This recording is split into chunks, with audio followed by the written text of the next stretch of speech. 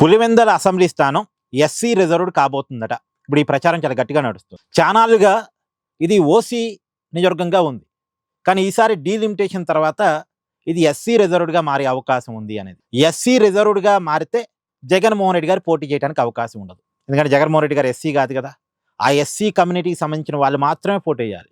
కాబట్టి జగన్మోహన్ రెడ్డి గారు పులివెందులలో పోటీ చేసే అవకాశం ఉండదు. ఇప్పటిదాకా మనం ఏమనుకుంటూ వస్తున్నాం, డీలిమిటేషన్ తర్వాత అసెంబ్లీ నియోజకవర్గాల స్వరూపం మారిద్ది. ఎందుకంటే ఇప్పటివరకు ఆంధ్రప్రదేశ్లో 175 స్థానాలు ఉన్నాయి, కొత్తగా ఒక 88 స్థానాలు కలుస్తాయి. అంటే ఉన్న నియోజకవర్గాలే చీలి కొత్తగా 88 నియోజకవర్గాలు పుడతాయి. ఈ 175తో పాటు ఈ 175కి ఇంకొక 88 పెరుగుతాయి. పెరిగినప్పుడు ఏ నియోజకవర్గంలో ఏ మండలం ఉంటుందో తెలియదు, ఏ నియోజకవర్గం ఎలాంటి మొక్కలు అవుద్దో తెలియదు. పైగా నియోజకవర్గాలు పెరిగిన తర్వాత 33% మహిళా కోటా కింద రిజర్వేషన్ కల్పిస్తారు.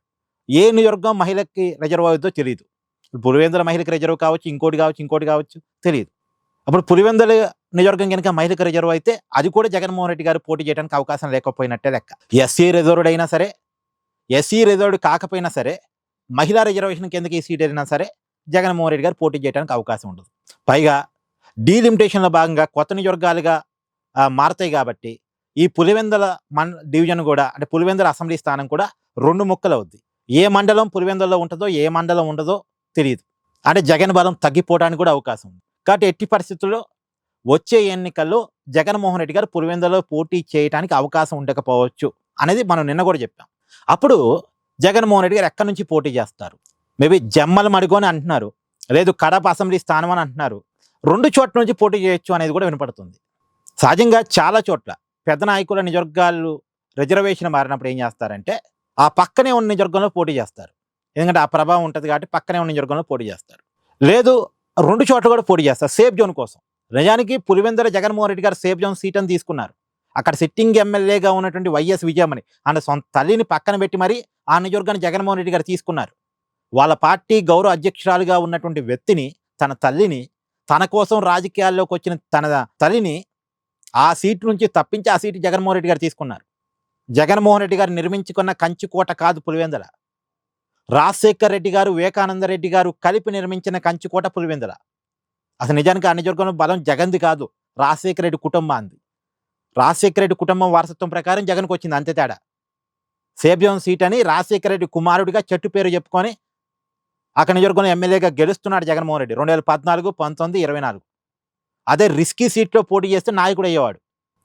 రిస్కీ సీట్లో అంటే లోకేష్ మంగళగిరిలో పోటీ చేసినట్టుగా రిస్కీ సీట్లో జగన్ పోటీ చేయలే, తల్లిని పక్కన పెట్టి మరి సీట్ లాక్కున్నాడు.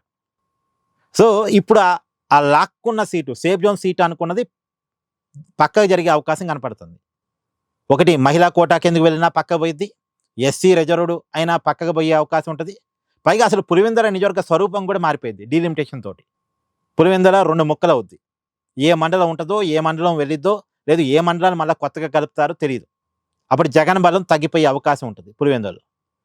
సో అప్పుడు జగన్ వేరే చోట ఎత్తుక్కోవాలి. ఇప్పుడు జగన్ రాజకీయ భవిష్యత్తుకి అత్యంత ప్రమాదకరమైన పరిస్థితి. ఇప్పటివరకు జగన్కి 11 సీట్లు వచ్చినా సరే జగన్ ఎమ్మెల్యేగా ఉన్నాడు కాబట్టి ఓకే, కానీ జగన్ ఎమ్మెల్యేగా ఓడిపోతే పులివెందులు కాబట్టి జగన్ గెలుస్తున్నాడు.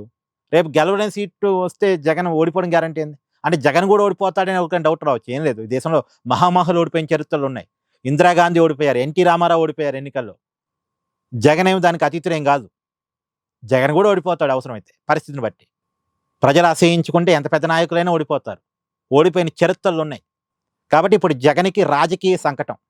అంటే పార్టీని బతికించుకోవటం, పార్టీని అధికారంలో తీసుకొచ్చుకోవటం ఒకటైతే, తను ఎక్కడి నుంచి పోటీ చేయాలి, ఎక్కడి నుంచి గెలవాలి అనేది కూడా పెద్ద సంకటం. Thank you.